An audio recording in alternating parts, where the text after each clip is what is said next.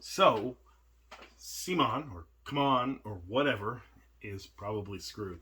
It's a company. Is it based in Hong Kong? It's a company that makes board games and mostly funds through Kickstarter and has its entire existence. Even though it's been around for probably over a decade now, if not longer. And it's kind of this thing where I just I think that if you're still on Kickstarter, if you're relying on Kickstarter for every single thing, all the revenue, all the, I guess, excitement for your product, and you're not going through distribution or you're not even going through direct sales and you haven't managed to move most of your revenue into some other thing other than crowdfunding like Kickstarter or even GameFound, or I don't know if BackerKit has crowdfunding or any of these other crowdfunding things. If you're relying on crowdfunding beyond, I don't know, 3 to 5 years, then I don't think that your company is necessarily going to succeed in the long run. It'll have some short-term success, that's for sure. You can see the amount of money they make on these crowdfunding platforms. But if, like, CMON, they relied entirely on crowdfunding, I think that this is the inevitable outcome of every single company like that stays on crowdfunding. And maybe people will disagree with me. I remember reading an article from some very successful game manufacturer who their success started on crowdfunding and then they quickly moved off of crowdfunding and wrote an article about why that needs to be done. And the reason is because that is not a model for success. It's a model for short-term success. And you can see it in the way that these companies treat these Kickstarter campaigns, where you have Kickstarter campaign A that funds, and then they move into production for that, and then have Kickstarter or crowdfunding B. And then that money is actually funneled into A because they've run out of money for A, and now they need C to funnel into B, and D to funnel into C. And eventually, that's a ridiculous strategy that's going to fail.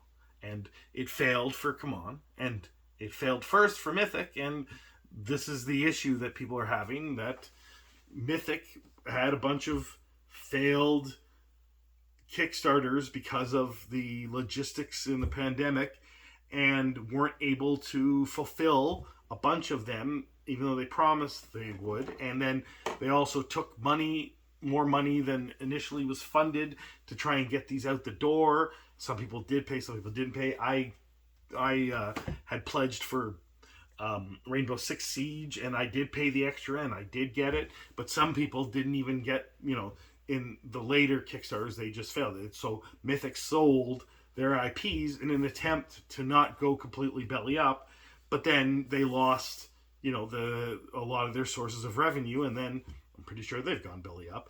Anyway, they sold some of those IPs to CMON, and now CMON is selling those very same IPs to someone else. They're passing a hot potato, except that they're probably passing it at less than they paid for it. So now they've lost more money, and they've got this model that doesn't generate more revenue. It requires new revenue to pay for old things, and it's just a disastrous model, and they'll probably fail and fall apart just like Mythic did. And there's going to be other companies that are like this because they didn't think long term, they only thought short term. And it's unfortunate because a lot of people are fans of Mythic and CMON, or they were before they got screwed by them.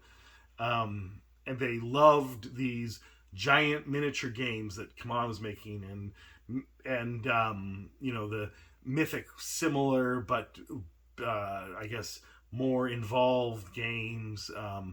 But it was an unsustainable model. They were promising obviously what people wanted. People wanted these giant miniatures and tons of miniatures and this crazy stuff, but this stuff cost more probably than what they were selling it for in these crowdfundings, and then they were taking money from the next crowdfund, and they were just basically, it's a shell game, and it catches up with the person that's trying to bet on it, and they bet too heavily. And so it's unfortunate for the fans of these games because they're probably going to disappear. And then, of course, the fans, the people that love this crowdfunding, they're getting less and less offered on crowdfunding, and now their value proposition has lowered, and they think that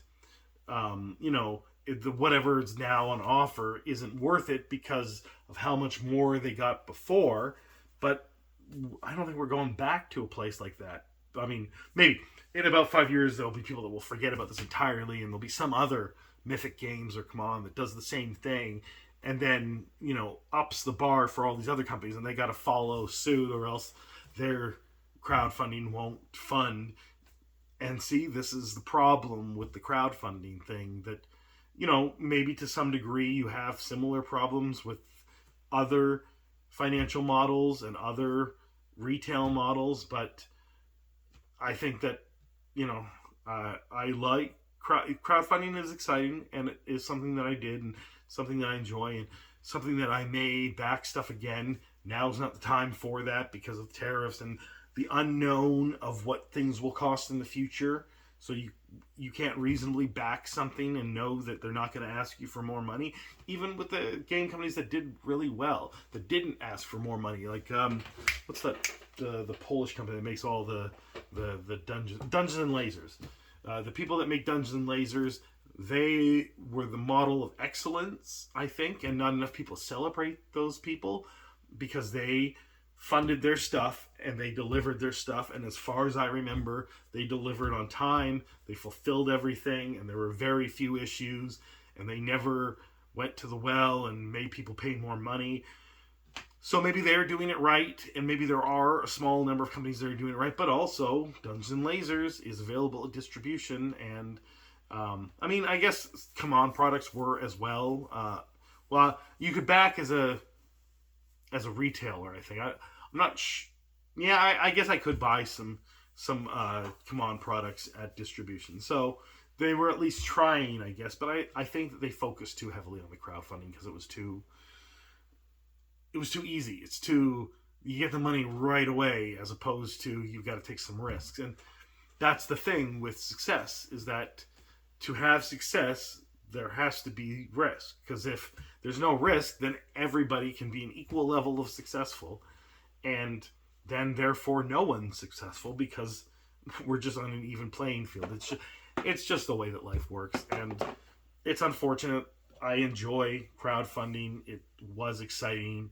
But I think that if someone was to ask me if they should, go into a crowdfunding campaign and put their money in, I would tell them, if you don't ever want to see that money again and don't want to see the product, sure.